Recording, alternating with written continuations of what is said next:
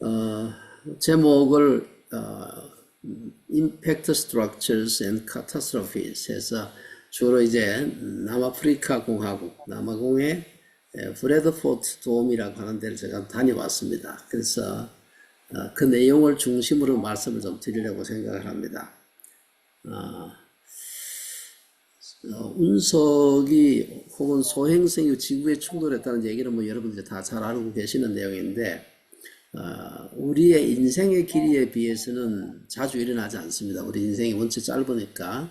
그러나 지구의 역사를 놓고 볼 때는 굉장히 많은 운석이 지구에 충돌을 했습니다. 참고로 제가 좀 번갈아 사용할 텐데 운석 혹은 소행성 혹은 별똥별 뭐 이런 말도 비슷한 말인데 보통은 지질학에서는 아주 법칙은 아닙니다만 대충 한 운석의 크기, 운석공의 크기가 아니고 운석의 크기가 100m 정도를 넘어서게 되면 소행성이라고 그렇게 불러요. 그보다 작으면 그냥 별똥별이다 이렇게 혹은 운석이다 뭐 그 얘기를 합니다. 근데 뭐 그건 엄격한 구분은 아니고요. 그런 일반적으로 그렇게 사용한다 생각하시고 제가 조금 왔다 갔다 하면 사용하더라도 좀 혼돈이 없어도 좋겠습니다. 오늘 내용은 대충 이런 순서로 말씀을 드리려고 합니다. 이 중에서 제가 서론에 몇 가지 좀 말씀을 드리고 남아공 브래드포트 돔을 탐사한 거하고 충돌 구조의 증거 여기까지가 제가 그 필트립을 다녀온 얘기고요. 그 밑에 얘기는 사실은 다중격변 창조론 제가 썼던 책에 있는 내용을 좀 말씀을 좀 드리려고 합니다. 다중격변 창조론은 제가 몇 년 전에 제가 출간을 했던 책인데요. 그 책에서 그 내용이 오늘 내용하고 오버랩이 됩니다. 그래서 한 절반 정도는 한 60장 정도의 슬라이드 중에서 한 절반 정도는 필드 출입에 대한 얘기고 나머지 절반은 저희 책에 대한 얘기 또 일부는 책에 대한 내용도 아닌 것도 조금 있습니다. 그걸 생각하시고 들어주시면 좋겠습니다. 다중격변 창조론은 뭐 저희 좀 배경을 아시는 분은 아시겠지만 제가 2003년에 창조과학이라면 뭐 많은 얘기가 있지만 딱 하나입니다. 사실 젊은 지구 창조론이 창조과학입니다.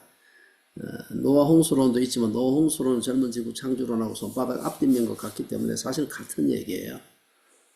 노아 홍수를 부정하는 것이 아니라 노아 홍수를 가지고서 모든 지구와 지층에 있는 화석과 지층 배열을 다 설명하려고 하는 시도를 흔히 노아 홍수론 혹은 창조과학이라고 얘기합니다. 그래서 젊은 지구론, 노아 홍수론이 다 같은 말인데 나머지는 창조과학에서 하는 말이 대부분 다 맞아요. 그러나 가장 그 뼈대가 되는 척추가 되는 거 한 가지 주장이 제가 맞지 않다 생각을 해서 2003년도에 제가 포기했죠.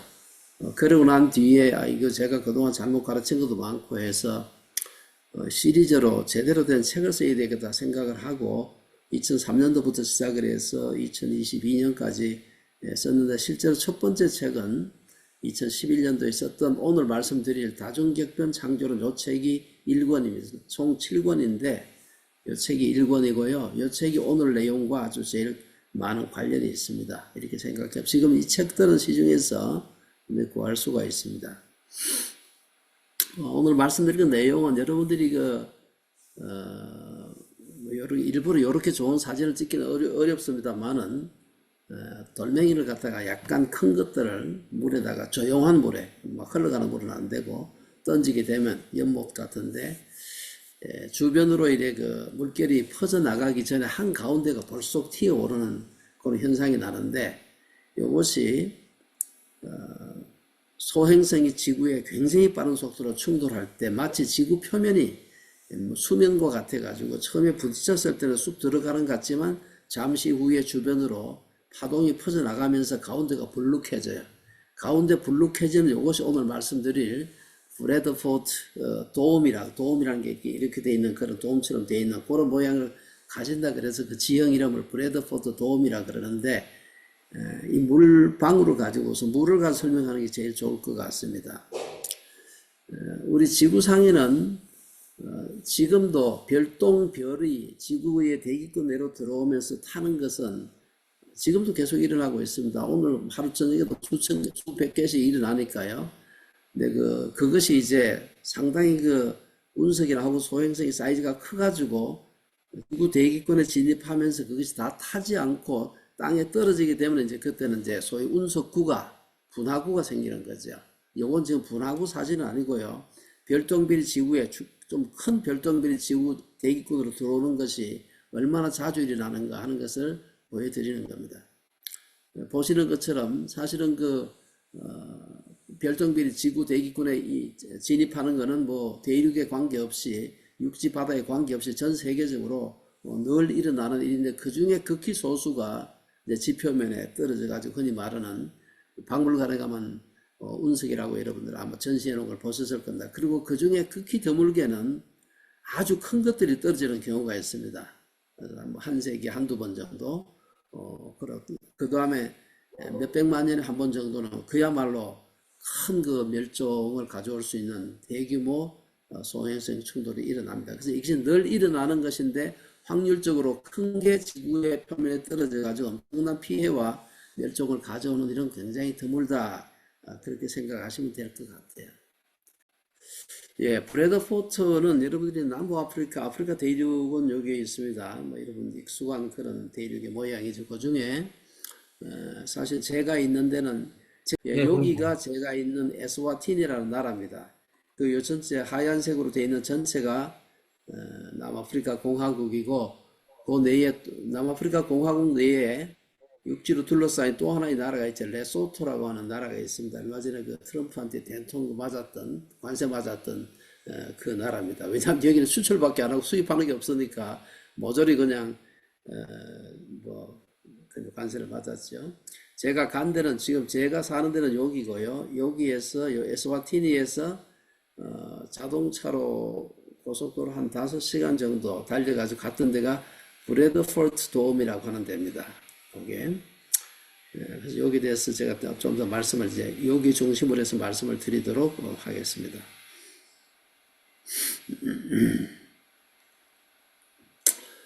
대개 지구 역사의 타임라인을 대개 보시면요, 여기에 보면은 이제 조금 보기가 좀 힘듭니다만 오늘 브래드포트 돔이 만들어진 데가 여기인데요.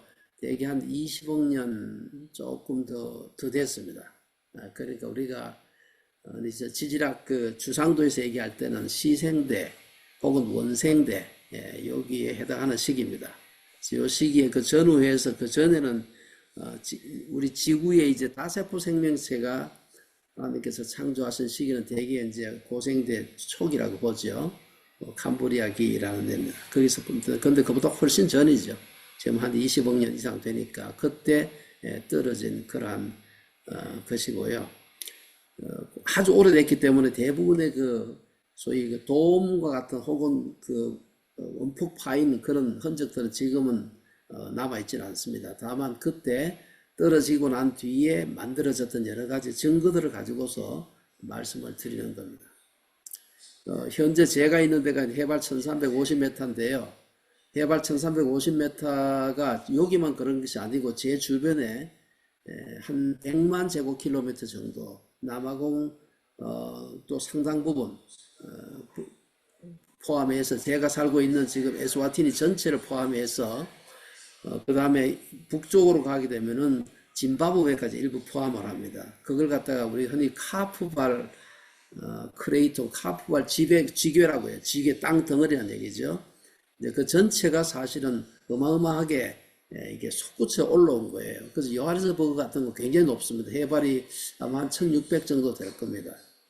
그래서 제가 여기서 요하네스 가면 한 4시간 정도, 5시간 정도 차를 몰고 가는데 중간에는 거의 한 1700이 넘어가는 데까지도 1700 정도 되는 데까지도 있습니다.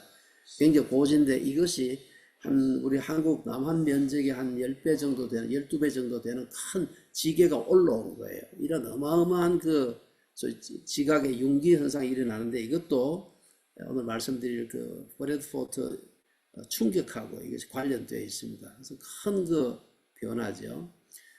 사실은 여러분들이 이제 제가 가보니까 가가지고는 너무 이게 크기 때문에 이게 분화구인지 아니면 돔인지는 뭐 거의 눈으로는 볼 수가 없어요. 여러분들 보시는 오른쪽의 이 사진은 요게 사실은 그 흔적입니다. 떨어진 흔적인데 여기에서 지금 요 호의 일부만 보입니다만 요것의 반경이 한 100km 가까이 됩니다.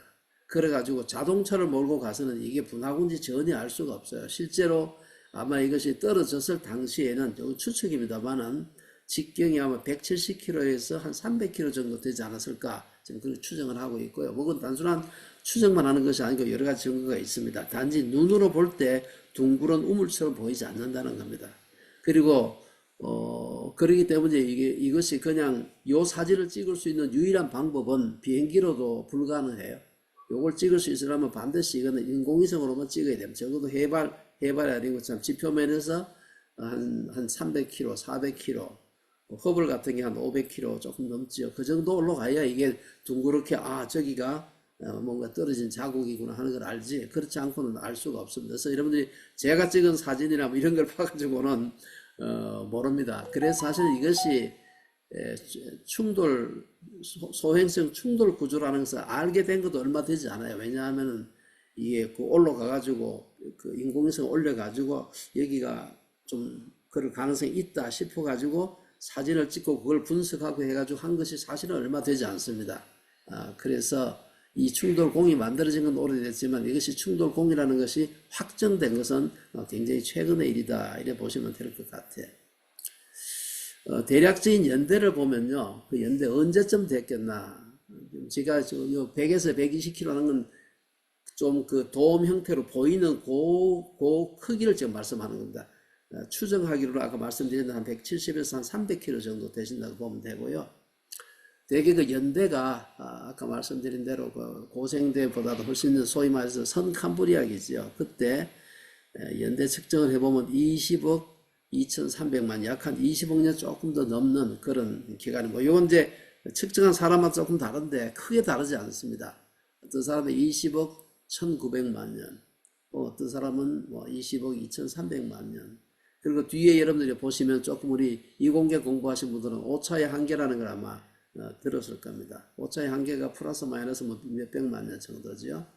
이 말은 무슨 말인가 하면 여러 사람이 측정을 했습니다. 측정을 했는데 사람마다 조금씩 그 데이터는 다르지만 그러나 기본적으로 20억 년 약간 넘는다 하는 정도는 뭐 거의 일치해 있고요.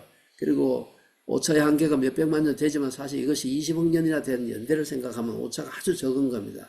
그리고 아무리 다른 방법으로 측정을 해도 20억 년이 절대로 6천 년은 되지 않습니다. 꼭 기억을 하셔야 되고요. 이 사이트 자체가 굉장히 독특하기 때문에 독특하고 세계적으로 이렇게 큰 운석공이 그 비슷한 게 조금 한 두세 개 있기는 합니다만 거의 없습니다. 그래서 2005년에 한 20년 전에 유네스코 세계 문화유산 목록에 등재가 돼서 더 많은 사람들이 이제 알게 되었습니다. 위치가 아까 보여드린 건데 대충 여기 정도고요.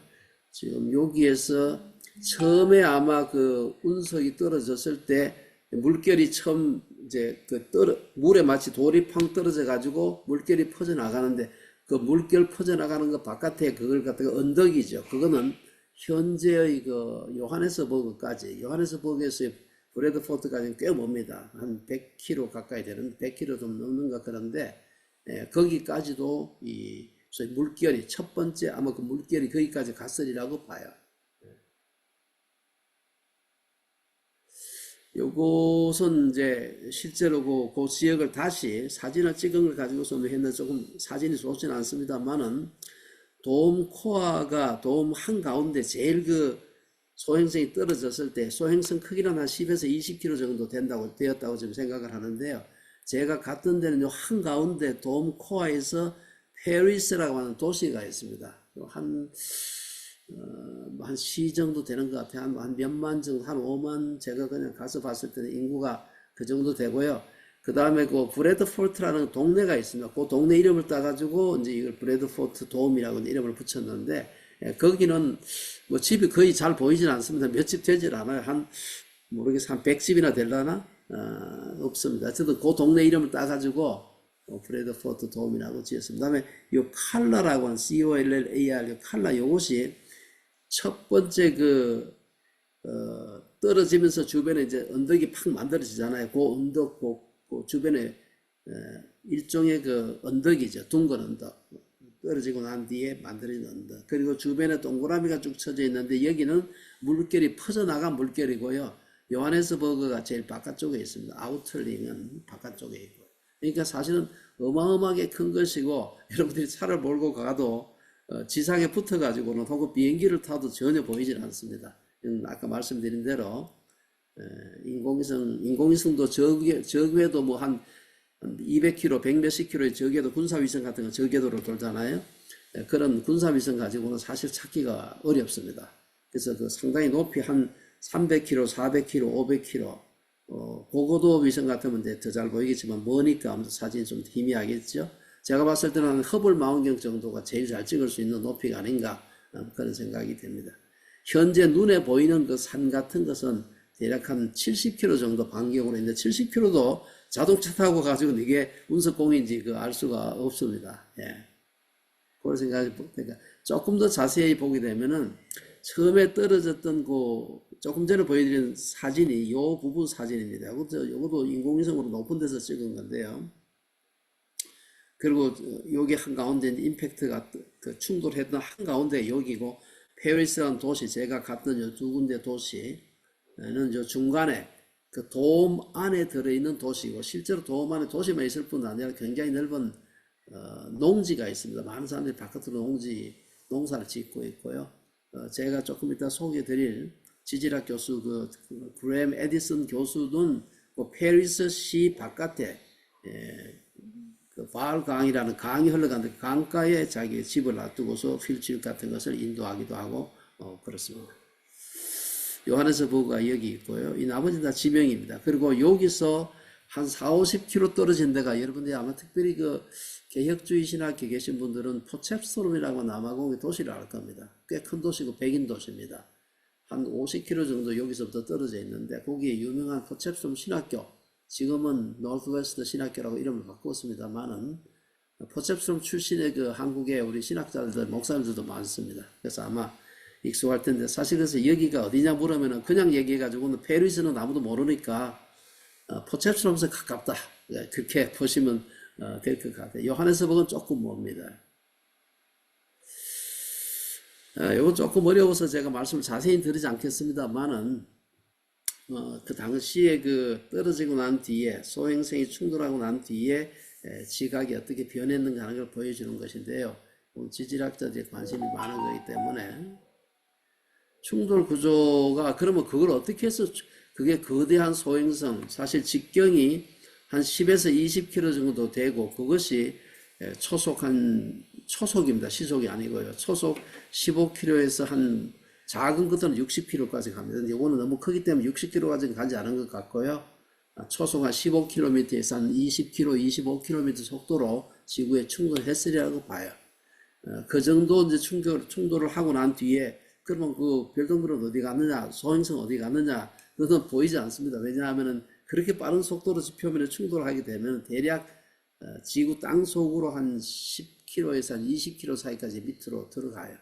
그래서 이것은 보링을 하지 않으면 시추를 하지 않으면 실제로 샘플은 볼 수가 없습니다. 그래서 땅 속으로 한 몇십 리 내려가야 된다는 거죠. 그러나 이제 이놈이 떨어지면서 강하게 충돌하기 때문에 주변에 여러 가지 지형상의 변화를 만들어내고 떨어지면서 여러 가지 조각을 남겨요. 그걸 가지고 이게 충돌 구조구나, 여기에 소행성이 충돌했구나 하는 걸 아는데요. 몇 가지 제가 말씀을 드리면은 첫 번째 소행성의 증거는 충격 원뿔압이라는 게 있습니다. 이거 영어로는 쉐터 콘이라고 하는데 콘은 이제 여러분 아시죠? 아이스크림 그 콘인데 그게 깨졌어요. 콘으로 만들어졌지만 콘으로는 잘 발견이 안 되고요. 콘으로 나온 것이 깨져가지고 콘의 일부가 셔터 돼가지고 나오는 경우가 있습니다. 이것이 이제 첫 번째 증거, 여기 제일 중요한 증거입니다. 여러분들이 이걸 보게 되면 이제 여기 떨어지고 난 뒤에 이것도 역시 2018년도에 인공위성 찍었는데요. 이 주변에 곳곳에서 사실 셔터 콘들이 발견되고 특별히 이것이 이제 가운데 돔 입구인데 돔 한가운데인데 이 주변의 벽에 그런 셰터콘들이 발견되는 거 맞아요. 내려가면서 강력하게 마찰을 했기 때문에 그 마찰 때문에 생긴 그런 그 셰터콘의 모양이 있어요. 어떤 모양인지 제가 다시 보여드리겠습니다. 요게 셰터콘인데요. 제가 거기서 뭐 만지고 이렇게 들고 찍고 했던 것은 제일 왼쪽에 있는 겁니다. 제가 보니까 아주 선명해요. 요것이 이제 실제로는 요 모양이 이렇게 콘 형태로 있는데 그 중에 일부가 떨어져 나왔다 생각하시면 될 것 같고요.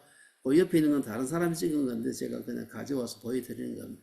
자동차 열쇠는 축척을 위해서 보여드리는 거예요. 요것도, 요건 인터넷에 있는 건데, 여기도 있고, 뒤에 제가 하나 더, 아마 제가 넣었지 싶은데, 우리나라의 합천의 초계 적중 분지랑, 그것도 역시 우리나라 1호 소행성 충돌, 그건 소행성이라고 말하기 조금 못하고, 막 운석이 충돌하는 것이 있습니다. 거기서 역시 이런 셰터콘, 충격 원부람이 나와가지고, 이것이 이제 운석 충돌공이 맞다 하는 것이 세계적으로 지질학계에서도 지금은 인정을 하고 있습니다. 제일 첫 번째가 충격 원뿔암인데 여러분들 봤을 때 그냥 봐가지고는 원뿔의 일부를 지금 보여드리기 때문에 저게 원뿔이었나? 중요한 것은 여기에 줄무늬가 쭉쭉 밑으로 나와요. 밑으로 내려가면서 줄무늬가 약간씩 벌어져요. 위에서부터 이렇게 해가지고 내려가면서 이렇게 벌어지죠. 그게 이제 중요한 증거 중에 하나입니다. 두 번째는 우리말로 뭐라고 번역하는 게 좋은지, 뭐 우리나라 지질학계에서도 보면 아직 이렇게 번역했다 저렇게 번역했다 하기 때문에 좀 헷갈립니다만은, 두 번째 증거는 초콜릿 태블릿 브레시아라고 하는 겁니다. 브레시아는 우리 한국말로는 번역하면 강력암입니다. 강력암 빈대 써놨습니다만은 죄송합니다. 강력암 그 옆에 한자 읽었을 수 있는 분은 역자는 자갈역자입니다. 자갈역자인데 그 옆에 각이 있는 자갈이 많이 들어가서 뭉쳐져 가지고 만들어진 암석을 강력암이라 그러네요. 근데 요 색깔이 초콜릿 색깔이에요. 태블릿이라는 말은 뭐 여러분들 노트북 태블릿 그거 말고 알약 먹을 때 알약을 태블릿이라 그랬죠. 초콜릿이 태블릿처럼 박혀 가지고 암석이 이루어진 게 있어요. 그걸 소위 초콜릿 태블릿 강력, 이게 정확한 번역이 사람마다 좀 다르기 때문에 없습니다만은, 초콜릿 색깔의 정제, 초콜릿 알들이 막 박혀가지고 만들어진 암석이죠. 사실 이것도 굉장히 중요한 그런 소행성 충돌의 증거입니다. 이거는 소행성 충돌에만 만들어진 건 아니고요. 몇 가지 다른 기전에 의해서 만들어집니다만 주로 소행성 충돌 시에 많이 만들어지는 겁니다. 이것도 제가 이제 가서 직접 본 적인데요. 똑같은 데인데 제가 하나 확대를 한 겁니다. 색깔이 초콜릿 색깔인지 모르겠습니다만은 초콜릿 알갱이 같은 것이 여기 이제 박혀 있는 것이 보이죠. 네, 이것이 초콜릿 태블릿 강력암 두 번째 증거고요. 세 번째는 이것도 역시 잘 번역이 뭐 사람마다 조금씩 다른데요. 슈도 테킬라이트라고 하는 겁니다. 이게 우리말로 하면 슈도란 말이 뭐 유사 종교할 때 뭐 슈도란 말 쓰죠. 섬노감인데, 혹은 순수 우리말로 어떤 사람 유리질 단층암 뭐 이렇게 번역하기도 하고 그래요. 어쨌든 이것은 이제 대규모, 요거는 꼭 운석 충돌에 의해서만이 아니고 대규모 산사태가 나거나 혹은 지진이 큰 지진 날 때 급격하게 단층이 이렇게 움직이잖아요. 움직이면 엄청난 무게 지층이 움직이기 때문에 그 밑에 지층하고 움직이는 지층하고 그때 마찰이 어마어마한 마찰이 나고 마찰열이 나죠. 이때 그 경계면에 있는 암석이 용융되어서 다시 굳게 되면은 질감이 마치 유리를 만지는 듯한 그런 질감을 가진 그런 암석이 형성되게 됩니다. 이것도 소행성 충돌에 의해서만 생기는 건 아니지만 소행성 충돌이 굉장히 중요한 증거로 인용이 되고 있습니다. 요것도 제가 여기서 본 것들인데, 요거 지금 제가 본 거는 지금 제일 왼쪽에 있는 거고요. 제 오른쪽에 있는 요거고요. 나머지는 다른 사람 사진인데 이렇게 다양한 형태로 나오지만 이것이 소위 말하는 슈도 타킬라이트라는 암석입니다. 암석의 모양인데 이것도 소행성 충돌의 중요한 증거로서 인용이 되고 있습니다. 어떤 데는 지금 제가 간데 브래드포트 돔 같은 데는 워낙 큰 워낙 큰 소행성이 부딪혔기 때문에 주변에 벽 자체가 그 형성된 데가 있어요.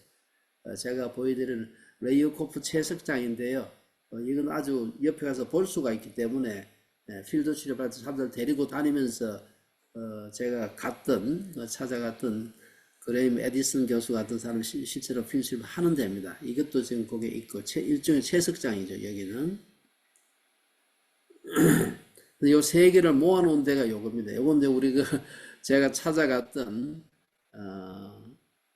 뭐랄까요, 그분 자기 지질학 교수님인데 은퇴하셔가지고 지금 거기서 이제 찾아오는 사람들 가이드도 하고 이렇게 하시는 분, 그분 뜰이 굉장히 넓어요. 집이 제가 언뜻 봐서도 한 3만 평 정도 되는, 한 2, 3만 평, 한 2, 3만 평, 2만 평 넘는 것 같아요. 그게 이제 땅은 큰데 집은 뭐 작은 집인데, 그 뜰에다가 제일 중요한 증거를 세 가지를 갖다 모아놓고 이제 뭐 설명을 하는 겁니다. 저도 요 앞에 앉아가지고 제가 그거는 설명을 쭉 듣고 그랬습니다. 여기는 세 가지 지금 말씀드린 충돌 원뿔한 쉐트콘, 초콜릿 태블릿 강력한 브레시아, 그 다음에 이제 조금 전에 말씀드린 테킬라이트.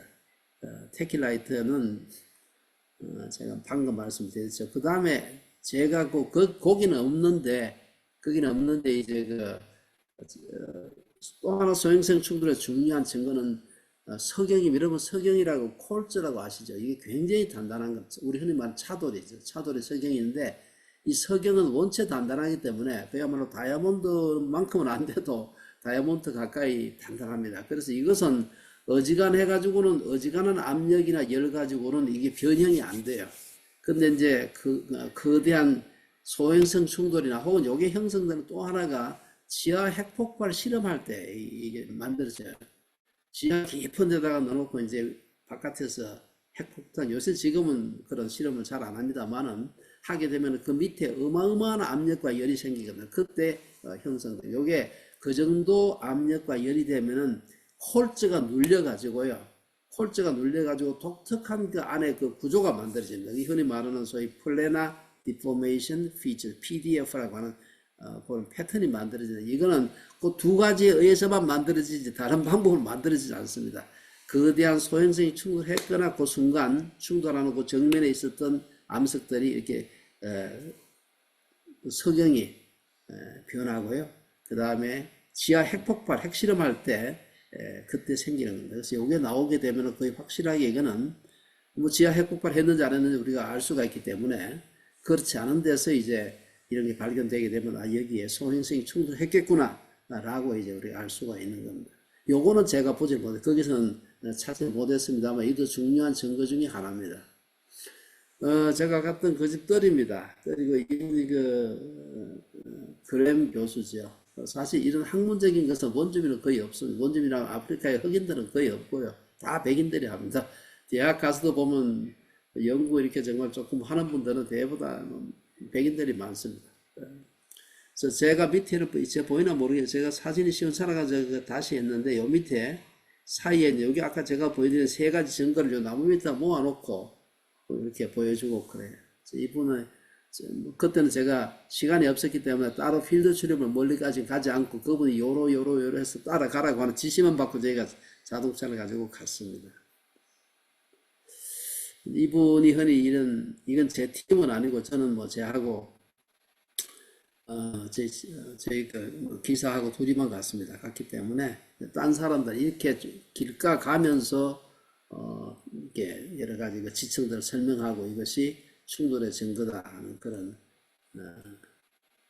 요것은 이제 소행성 충돌, 요거는 뭐 저희가 지나가면서도 많이 보는 거, 요것이 꽤 높은 산이에요.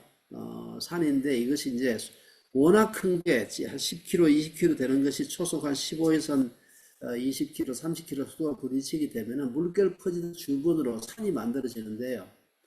그 중에 일부입니다, 이게. 그래서 브래드포트 주변의 산들인데 물결에 해당하는 것이죠. 아까 말씀드린 대로. 이런 것이 주변에 쫙 돌아가면서 이게 돌아가면서 둥글게 생겼다는 것은 느끼지 못합니다. 왜냐하면 이 직경 자체가 거의 한 100km 가까이 되기 때문에 차를 몰고 가서는 알 수가 없고, 이것이 바로 고무늬, 아까 그 위에 인공위성 사진에서 둥글게 보인 그 일부입니다, 이게. 여러분들이 아마 그냥 봤을 땐 그것의 일부인지는 아마 잘 느낌이 안 올 겁니다.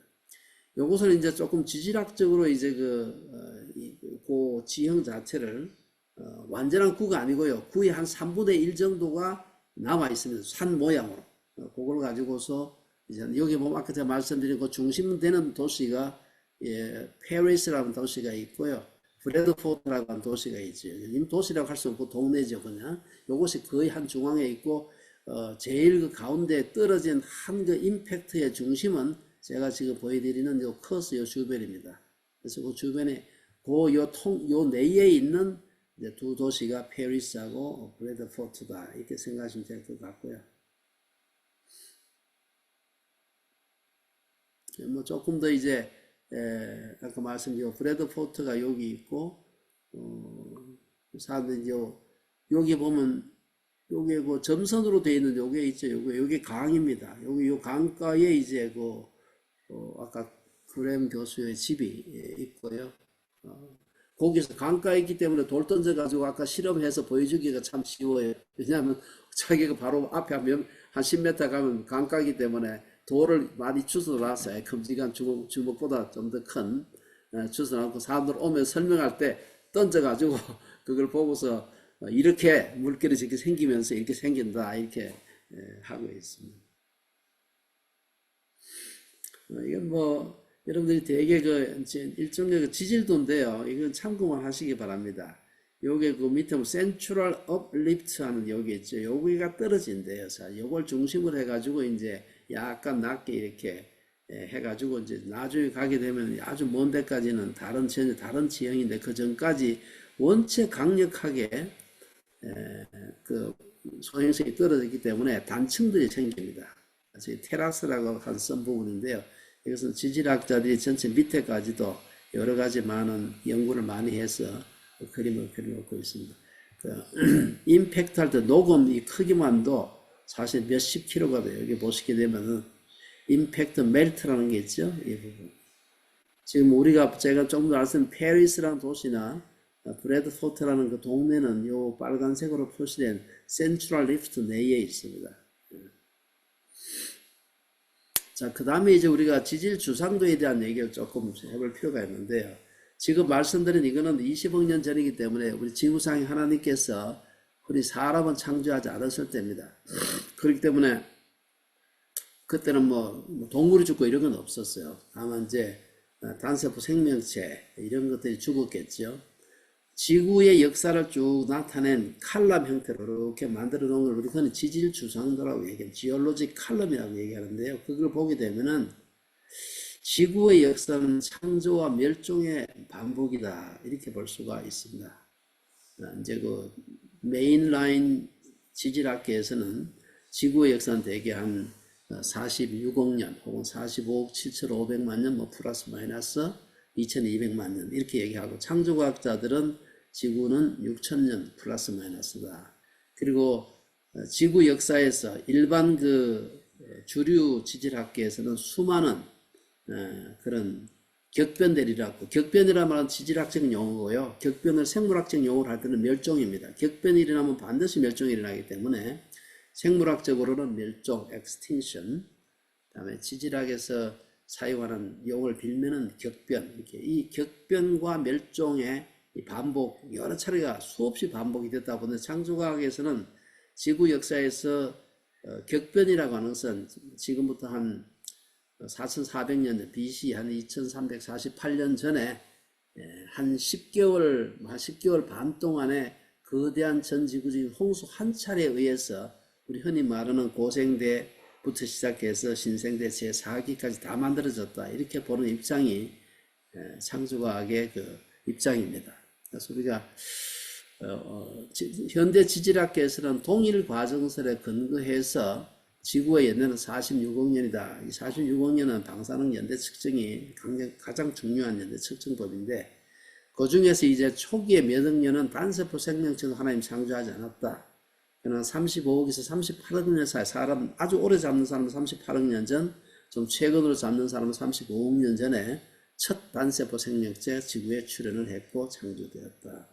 다음 다세포 생명체가 출현한 역사는 흔히 말하는 고생대 제일 밑에 지층의 시작이 캄브리아기 지층이, 캄브리아기 지층 시작이 한 5억 4천만 년 정도입니다. 그렇기 때문에 다섯 번 생명체가 창조된 것은 5억 4천만 년 전이라고 보는 거죠. 이것이 이제 오늘날 메인라인 지질학계에서 하는 것인데요.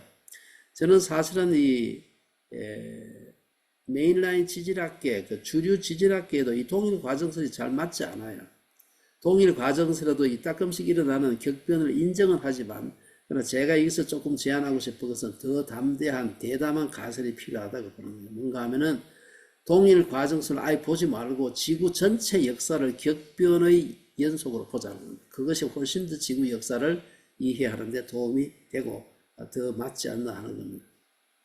이걸 이제 여러분들 보시게 되면은 주류 지질학에서 얘기하는 것이 이제 왼쪽 부분입니다. 이렇게 보면은 한 5억 4천만 년 전에 캄브리아기가 시작되었고, 고생대 끝나고 난 뒤에 중생대가 시작돼요. 여러분이 보는 주라기 공원할 때 주라기가 여기 있죠.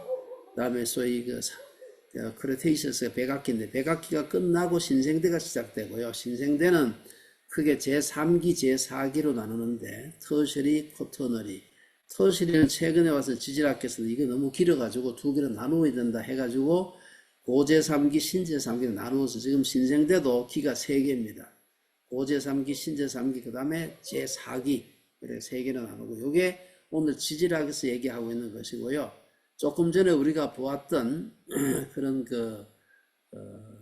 브래드포트 도움의 역사는 이 고생대보다도 훨씬 밑에 저게 프로테로 쪽 요게 원생대라고 부르기도 하는데, 여기서 시생대입니다. 요 25억 년 전까 요 근처에서 일어난 사건이기 때문에 사실은 다세포 생명체, 오늘 우리가 보는 이 생물 세계는 당시에는 존재하지 않았습니다.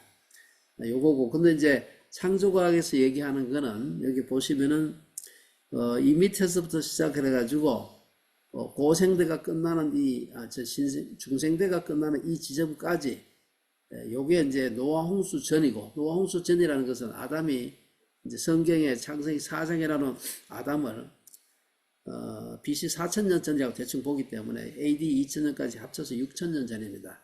그 6000년 동안 아담의 창조하고 우주의 창조하고 지구의 창조는 모두가 다 6000년에서 뭐 플러스 마이너스 일주일 정도 차이로 다 존재하기 때문에, 우주가 138억 년이 아니고 우주도 6000년 전인데 사람보다는 한 엿새 정도 더 빨랐다, 이렇게 보는 거죠. 그 다음에 이제 요꼬지는 홍수가 나기 전에, 홍수가 이제 그 아담이 창조된 이후로 한 1600년 정도 지나가지고 노아 홍수가 났다고 봐요. 그냥 그 족보를 가지고 막 맞추게 되면은 BC 2348년에 일어났다, 뭐 그렇게 얘기를 합니다. 그래서 약간 요 신생대로 들어와가지고 요쯤까지가 이제 홍수 전이고, 홍수가 난 그 이후는 요것이 홍수 중인데, 요건 이제 성경에서 날짜만 계산하면 창조과학에서 10달 반 동안 홍수가 났다. 그 기간 동안에 그 신생대의 모든 지층들이 다 쌓였다, 이렇게 보는 것이고요. 그 다음 홍수 이후는 신생대 중에서 제4기, 요게 홍수 이후라고 보는 거예요. 그게 이제 우리가 BC 지금 4,400년 이제 전이지요. 4,400년 지난 4,400년의 기간이라고 보는. 그러니까 주류 지질학하고 창조학은 완전히 이거는 뭐 전혀 양립할 수가 없는 거죠. 이렇게 보시면 되고요. 제가 이제 관심이 있었던 부분이 바로 이 부분이에요. 조금 보기가 조금 어려운데요.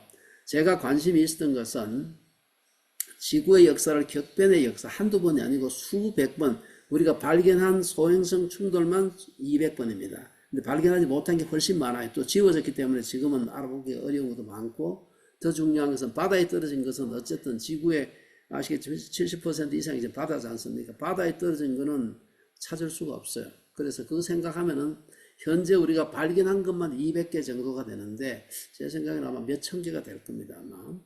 그리고 그 한 개 한 개가 조그만 뭐 주먹만한 그런 별똥별이 떨어져가지고 지구에 그 아무런 영향을 못 미칩니다. 적어도 한 100m, 소행성의 크기가 100m 이상 돼야 어떤 좀 국부적인 그런 피해 혹은 격변을 줄 수가 있는데, 이쪽에 뭐 다른 건 잘 보실 필요가 없고요. 왼쪽에 빨간색, 연두색 해놓은 요것은 격변으로 인해서 일어났던 멸종의 퍼센테이지입니다. 그러니까 이게 크면 클수록 거대한 멸종과 거대한 격변이 일어난 것이고요. 그 다음에 중간에 요거는 실제로 소행성이 충돌한 거예요. 이 두 개 연대를 제가 맞추어 본 겁니다. 뭐 제가 한 건 아니고, 이 멸종의 퍼센테이지나 혹은 소행성의 충돌 흔적은 제가 찾은 게 아닙니다. 제가 한 것은 이 두 가지를 갖다가 놓고 비교를 해본 거예요. 해보니까 지구에서 중요한 것은 시대가 바뀔 때마다 굉장히 중요한 멸종이 일어나더라. 그리고 멸종의 유일한 원인은 아니지만 굉장히 중요한 원인 중에 하나가 바로 소행성 충돌이더라. 그렇게 보는 것이 맞지 않나 하는 것이 제가 제안한 겁니다. 여러분들이 뭐 자세한 건 요건 아주 유명한 그림이기 때문에 여러분 여기저기 인터넷 찾을 수 있습니다. 보시면 되고요. 지구에서 그러면 별똥별 충돌한 거 혹은 소행성이 충돌한 거는 브래드포트 도움만이 아닙니다. 남아공연만 해도 여러 개가 되고요.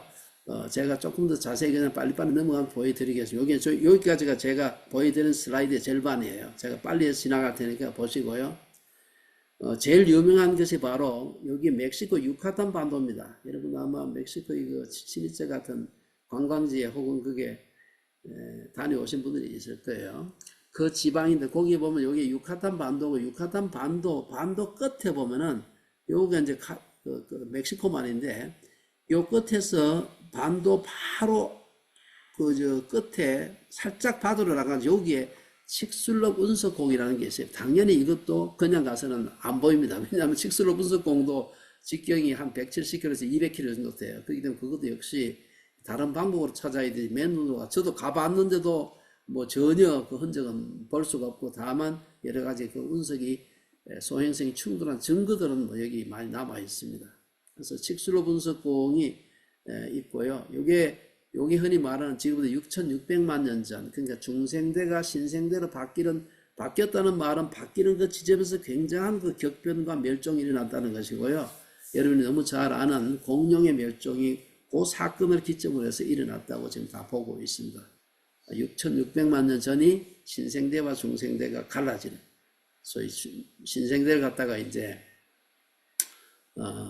우리가 세노조이 그렇게 얘기를 하고 하는 신생대의 첫 번째 그 지층이 바로 아까 말씀드린 제3기 시작되는 데입니다. 여기에 보면은 요때 그 운석공의 크기가 얼마나 컸는가 하면 이 크기가 되게 한 200km 가까이 됩니다. 이것도. 그래서 아까 제가 보여드리는 브래드포트하고 비슷하고 이렇게 크기 때문에 전 지구적인 그런 격변이 일어났고 멸종이 일어났고 그러면 증거가 있느냐? 증거가 많이 있으면 여기가 여러분 제가 더 크게 보여드리지 않는데 여기서 맞은편이 여기가 그 플로리다입니다. 플로리다 해변에 이때 이게 떨어져 가지고 밀고 와서 새로만 급격하게 만들어진 지층들이 지금도 남아 있습니다. 그리고 더 중요한 것은 이제 이걸 발견하게 된 것도 사실은 이걸 발견하기 위해서 발견한 건 아니에요. 왜냐하면 그 큰 걸 어디 있는 줄 알고 어떻게 가서 마구 전 지구를 찾아 헤매겠습니까? 이때 그 멕시코 그 유카탄 반도 인근에서 석유 탐사를 하기 위해 가지고 이제 계속해서 사람들이 탐사를 하잖아요. 석유 탐사라는 여러 가지 방법이 있습니다만 그 중에 하나가 뭔가 하면은 그 사람이 손으로 들고 가가지고 측정이 안 되고요. 경비행기를 가지고 경비행기에다가 예민한 그 중력계를 싣고 가요.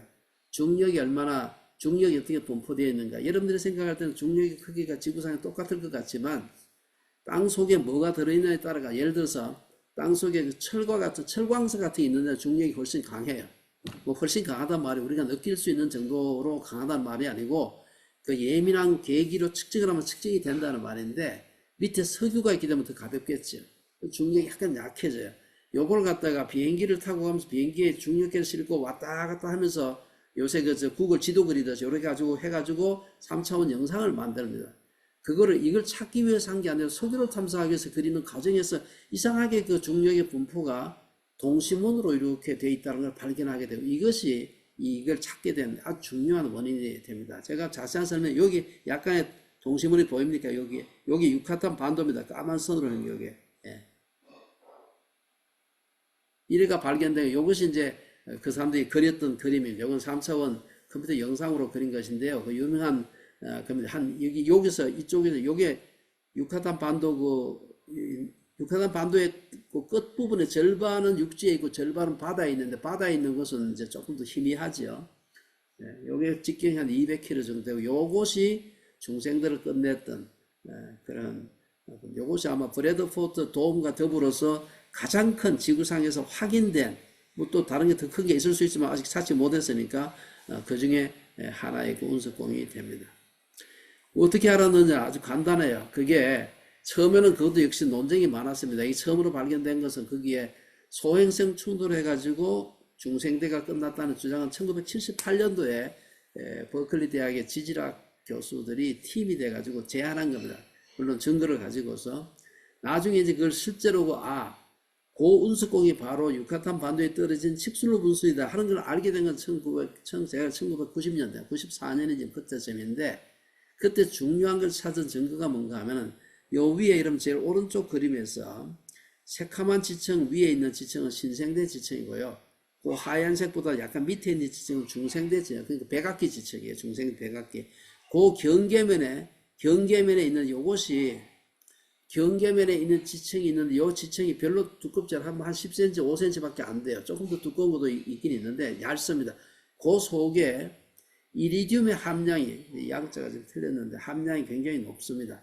다른 데도 곳곳에도 이제 그걸 처음으로 발견하고 난 뒤에 보니까 곳곳에 있더라 하는 걸 알게 됐는데 그것을 갖다가 보게 되면 이리듐은요 우리 지구상에 있는 여러분 주기율표 보면 그 이리듐이 들어 있습니다. 77번. 근데 굉장히 단단하고 아주 희귀 원소입니다. 그런데 운석에는 우리 지표면에 있는 그 암석에 있는 이리듐의 함량보다도 약 한 20배 정도 밀도가 높아요. 밀도가 높다 해봐야 원체 우리 지표면에 희귀한 금속이기 때문에 많지는 않습니다만은 어쨌든 20배나 차이가 나면 이거는 조사를 해보면 금방 딱 드러나는 거죠. 그 중간 지층에 이리듐의 함량이 무지하게 많이 높은 그런 층이 있더라. 그것이 운석 속에서만 들어있는 거라고 보는 거죠. 그렇기 때문에 그것이 운석공에 의해 가지고 운석의 충돌에 의해서 이 지층이 만들어지고 그 지층을 전후해 가지고 이 밑에서는 소위 중생대 화석이 쫙 나오고 위에는 그게 하나도 안 나오는 겁니다. 그러면은 이것을 그렇게 거대한 소행성 충돌로 인한 격변과 멸종이 일어났다고 볼 수밖에 없는. 요거는 캐나다 퀘벡주에 있는 마니쿠아간 운석, 지금 현재는 저수지로 쓰고 있습니다. 저도 가보지 못해요. 가지도 못해요. 길이 없기 때문에.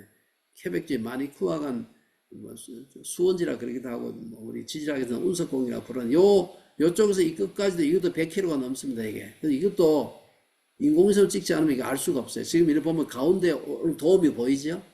이것도 역시 중요한 운석공 중에 하나입니다.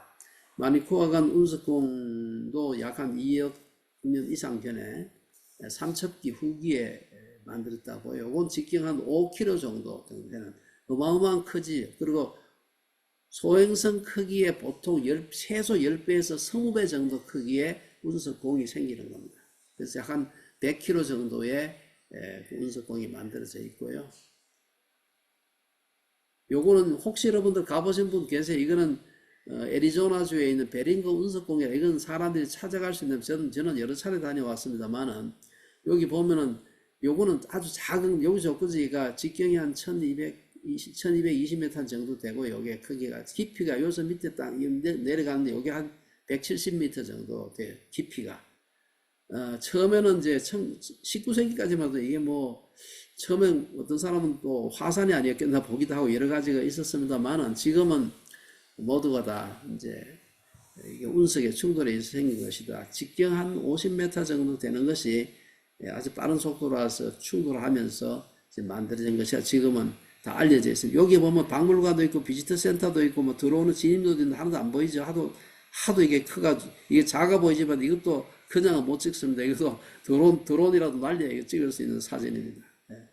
이런 것들이 지구 곳곳에 지금 현재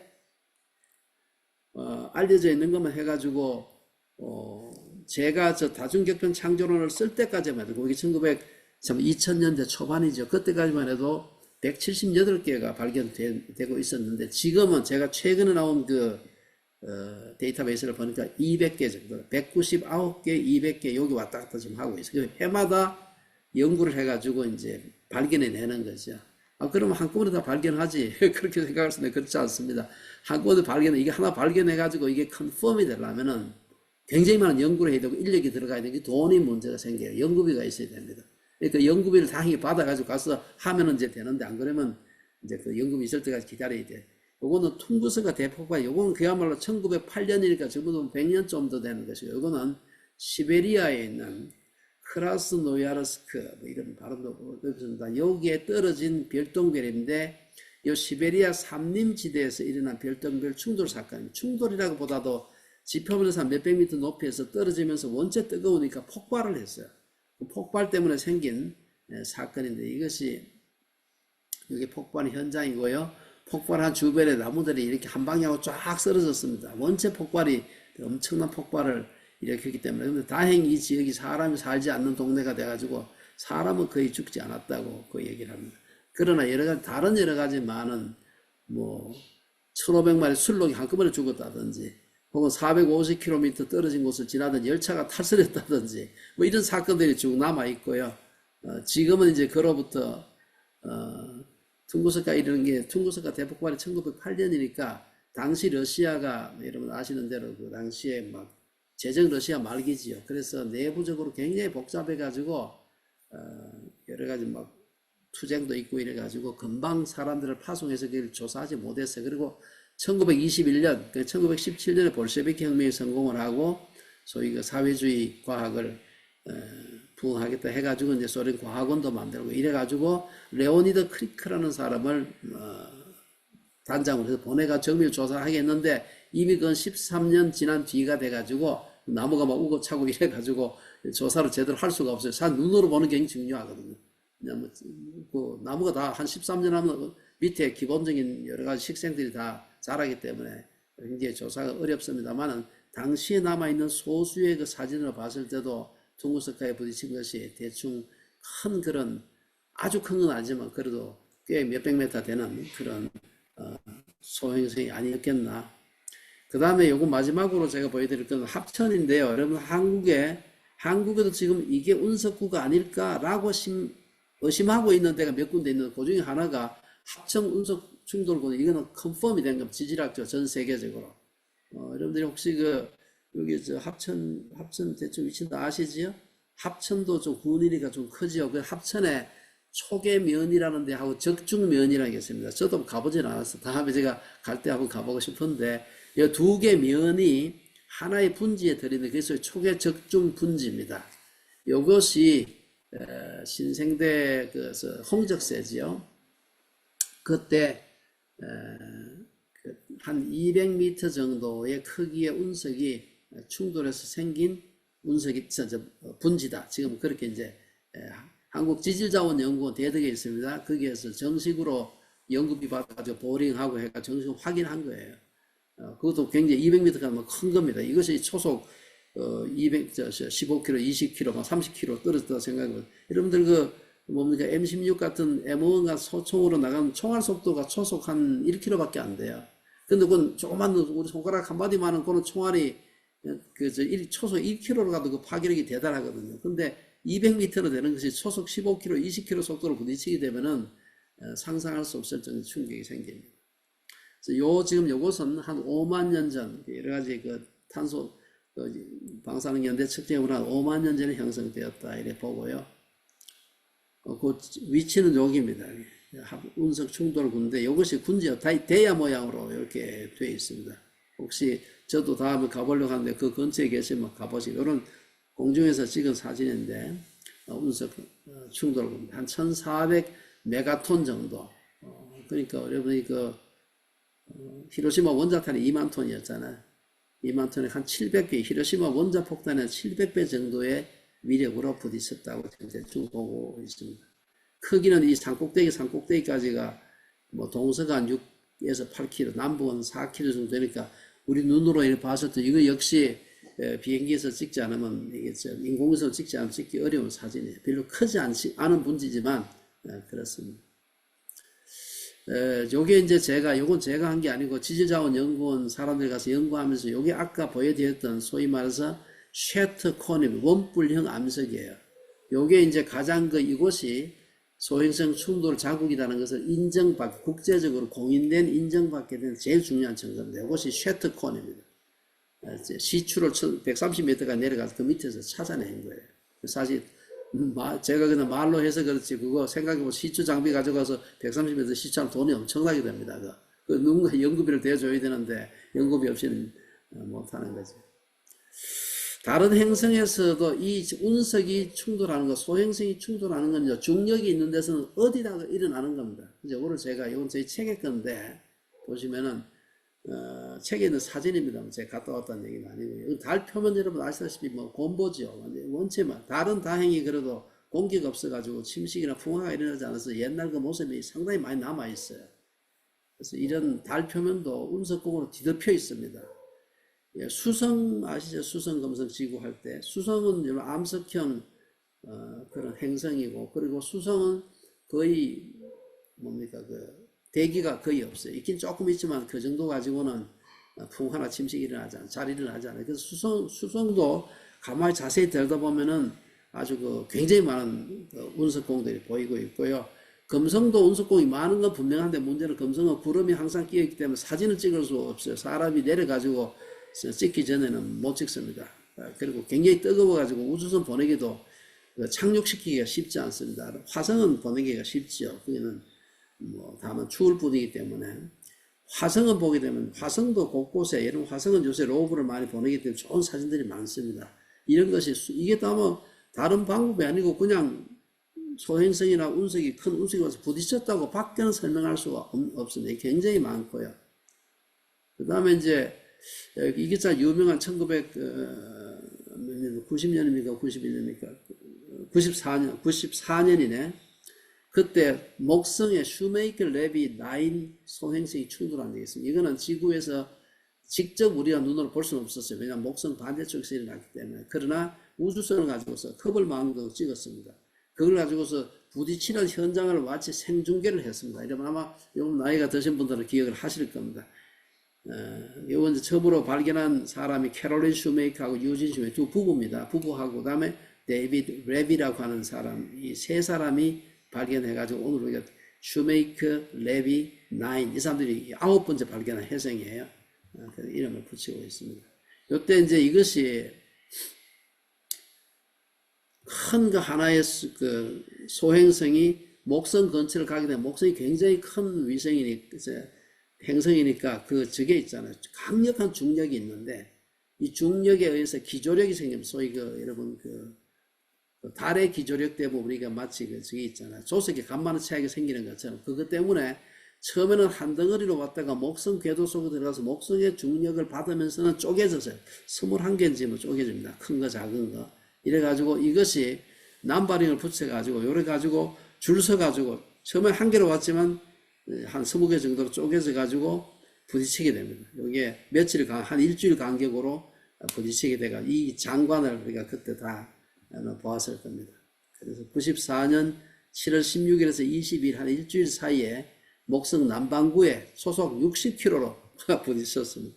이때 부딪힌 것 중에서 좀 큰 게 부딪힌 거는 우리 지구보다 더 큰 반점이 생겨요. 목성 표면은 기체입니다. 그래서 밑에 가면 물론 뭐 고체도 있고 액체도 있습니다만은, 그래서 직접 그 분화구 자체를 사진 찍을 수는 없어요. 그러나 떨어지면서 생겼던 구름으로 나타난 그 크기가 있어요. 그건 지구보다 큰 그런 것도 생겼고요. 그걸 통해서 처음으로 사람들이 이 천체가 서로 부딪힐 수 있구나 하는 것을 지구에서 처음으로 관측한 겁니다. 요건 목성과 토성에 있는 위성들인데, 위성들이니까 지금 목성과 토성보다 훨씬 작지요. 작은데 그 작은 그 위성들도 테티스라는 목성 위성이, 요거 미마스는 요거는 토성의 위성입니다. 나머지 웨아, 아이아페투스 이런 건 이제 목성의 위성, 목성의 위성이 거의 100개 가까이 되잖아요. 100개 정도 되는데 그 중에 이제 몇 개 찍은 겁니다. 물론 제가 찍은 건 아닙니다. 나사에서 찍은. 여기 보면은 곰보처럼 미마스 같은 거 얼마나 많습니까? 다 이게 사실 부딪히가 생긴 그런 운석공들이라고 볼 수 있어요. 그 운석공이 생기는 것은 아주 보편적입니다. 심지어 베누라고 하는 요것은 조그만 그 소행성 자체인데, 소행성 중에 큰 거죠. 소행성인데 그놈이 소행성이 가면서 부딪혀가지고 생긴 소행성 표면에도 다른 것하고 부딪힌 흔적들이 곳곳에 남아 있습니다. 제가 왜 이 말씀 드리는가 하면은, 사실은 여기 제 마지막 슬라이드긴 합니다만은, 소행성 충돌과 충돌로 인한 격변, 더더구나 우리 지구와 같이 많은 생명체들이 소위 가득 차 있는 이런 데 일어나게 되면은 엄청난 멸종이 일어나게 됩니다. 그 멸종의 흔적들이 제가 다중격변 창조론에서 그때까지 나온 연구들은 잘 모아서 제가 정리를 해놨습니다. 한번 보시면 되고요. 이런 것은 우주에서 흔히 일어나는 일이다 생각하시면 될 것 같아요. 제가 오늘 제가 약간은 주소가 없었습니다만은 그러나 오늘 말씀드린 내용을 결론을 내리기보다는 좀 한번 생각을 해보자 그래서 질문을 몇 개 만들었어요. 여러분들이 질문을 생각하시면서 결론을 좀 대신했으면 생각을 하는데요. 우선 첫째, 여러분 다 뭐 여기 계신 분들이 다 예수 믿는 분들이니까 창세기 해석과 다중격변적 관점의 접점이 있을 수 있을까? 성경에는 뭐 다중격변 뭐 이런 얘기 따자도 없죠. 예. 그러나 제가 말씀드린 대로 지난 46억 년의 지구 역사를 볼 때 초기에는 물론 너무 오래돼 가지고 많이 부딪혔겠지만 우리 흔적을 찾을 수가 없습니다. 가장 오래된 것이 한 20몇 억 년 된 것이 오늘 보여드린 브래드포드 도움이 20억 년인데 20억 년 조금 더 됩니다만은 그 정도지 초기 한 46억 년부터 20억 년까지는 사실 거의 기록을 찾을 수가 없습니다. 왜냐하면 원체 오랜 시간이 지났기 때문에. 그러니까 당연히 이제 우리가 지질학적으로 찾을 수가 없는데 뭐 창세기에 그런 얘기가 나올 리가 없죠. 특별히 창세기 1장, 2장, 특별히 노아 홍수가 끝나는 창세기 8장 끝까지 얘기들 중에서 다중격변적 관점 두 개가 서로 접점을 찾을 수 있을까 한번 생각을 한번 해보시기 바라고요. 그 다음에 사실 여기에 이제 그 일부 사람들이 그런 주장을 하죠. 성경에 기록되지 않은 사건은 일어나지 않았다고 주장하는 분들이 있어요. 이제 그런 분들 중에 성경을 과학 교과서로 보는 분들이 많습니다. 이걸 어떻게 생각하는가? 여러분 아시겠지만 성경은 우리에게 구원의 계시를 전달하는 책이지 물리학 혹은 지질학, 천문학을 가르치기 위한 물론 천문학적인 요소가 있고 지질학적인 언급들이 있는 건 사실입니다. 특별히 우리 안식교에서 중시하는 성경에 있는 건강, 위생 뭐 이런 데 대한 더 많죠. 그러나 역시 성경은 구원의 계시를 우리에게 전달해 주기 위한 것이 1차적인 목적이었다라고 생각한다면은 성경에 기록되지 않았다 그래서 아예 지구 역사에 일어나지 않았다 그렇게 말할 수 있을까? 이 생각을 해봐요. 세 번째, 과학적으로 명백한 사실이지만 성경이 언급하고 있지 않는 제가 오늘 극히 일부만 우리 지금 학자들이 발견했던 소행성 충돌로 인한 격변과 멸종 몇 개만 말씀을 드려요. 사실 소행성이 아니고 화산 폭발이라든지 지진이라든지 뭐 쓰나미라든지 이런 것에 이런 그 멸종도 얼마든지 일어날 수 있는데 그 중에 대표적인 격변의 하나로 제가 소행성 충돌을 말씀드렸는데 그것만도 현재 우리에게 알려진 것만도 200개가 넘습니다. 이런 많은 격변과 멸종의 사건을 성경은 전혀 언급하고 있지 않죠. 이걸 어떻게 해석할 것인가. 네 번째, 성경 기록과 과학 데이터의 해석적 유연성. 말이 좀 어렵습니다만 예를 들어서 성경에서 얘기하고 있는 바가 있고 그러면 그걸 어떻게 합니까? 그건 주로 이제 우리 목회자들이나 신학자들이 해석하죠. 설교할 때도 해석하고 뭐 주석 쓸 때도 해석하는데 그거하고 과학 데이터가 있어요. 예를 들어서 방사능 영대청을 해보니까 아까 말씀드린 대로 20억 년 플러스 마이너스 뭐 2500만 년 전 뭐 이렇게 우리가 하잖아요. 그런 데이터의 해석적 유연성. 이건 제가 결론을 말씀드리면은 성경 기록은 해석적 유연성이 상당히 큽니다. 그렇기 때문에 성경에 해석하는 데는 아주 그 리버럴한 입장부터 아주 컨설버티브한 입장과 다 있잖아요. 그러나 과학적 데이터의 해석적 유연성은 있긴 있지만 아주 적습니다. 오차의 확률 플러스 마이너스 얼마 외에는 없어요, 사실은. 그런 의미에서 6천년이라고 하는 젊은 지구로 무슨 의미가 있는가 하는 걸 생각해 보시기 바랍니다. 마지막 슬라이드인데요. 지구 역사에 일어난 수많은 격변들과 반복되는 멸종 창조를 하나님의 창조 혹은 창조세계 운행의 패턴이라고 볼 수 있을까? 이건 상당히 좀 여긴 의견이 갈릴 수가 있습니다. 왜냐하면은 예를 들어서 고생대에서 중생대로 넘어오는 폐렴기 그 대격변 때는 거의 생물들의 95%가 멸종했다고 봅니다. 아까 말씀드린 칙술롭의 그 운석이 떨어져 가지고 중생대가 신생대로 넘어올 때 약 한 75%의 육상생물이 죽었다고 봐요. 그 외에 200번의 그 우리가 알려진 운석 200번의 충돌에서도 그때마다 지역적으로 혹은 전 세계적인 격변에 의해서 많은 생물들이 죽었습니다. 왜 하나님께서 그렇게 보시기에 좋도록 만들어 놔놓고는 그렇게 잔인하게 죽이시는가? 하나님 성품하고 또 우리가 생각해서 이걸 어떻게 해석할 수 있을까? 그 다음에 이제 마지막으로 던지고 싶은 질문이 이건 지구 역사에서 일어난 모든 격변과 반복되는 멸종 혹은 창조. 사실 멸종과 창조는 같이 일어나요. 우리가 지질 주상대에서 보면 얼마든지 반복되기 때문에 이 멸종과 창조 혹은 격변과 멸종과 창조해도 괜찮습니다.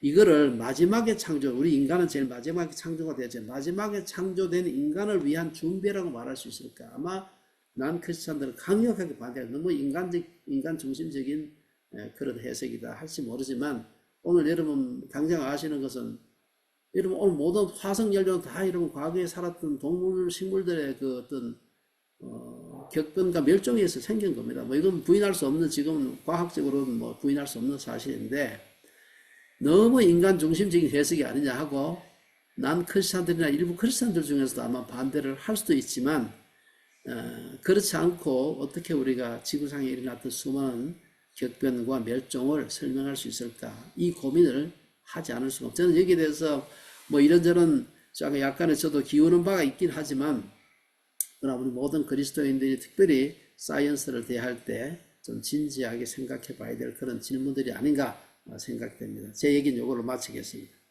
감사합니다.